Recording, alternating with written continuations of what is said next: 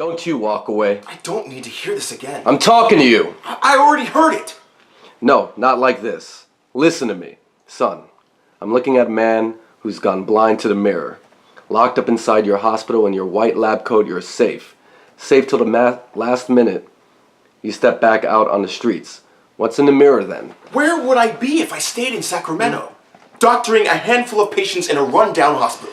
What you don't understand, son, is that all this country will ever do for you is steal your research and steal your skills and steal your knowledge and steal as if it has stolen throughout history.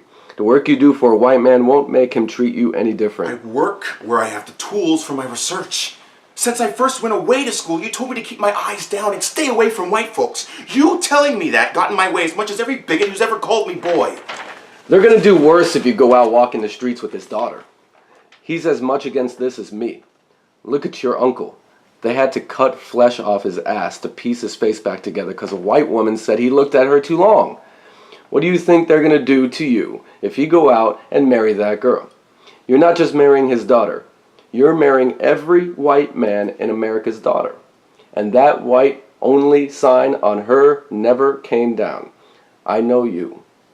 If you think that's what she wants, you're going to try to be white. But she's going to always be white. And she's the one going to wake up mad one morning and call you a nigger. Go to hell. I will knock the... No, John, no. Whatever you did for yourself was because I busted my ass to make it happen. All day, taught at that school, then tucked my education up in my hat and punched in as a night watchman.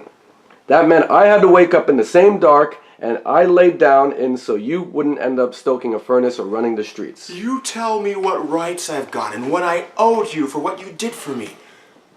I will tell you now, I owe you nothing. You did what you were supposed to do. Because you brought me into this world, and from that day you owed me everything you could ever do for me. Just as if I ever have any more children, I will owe them everything. But you don't own me.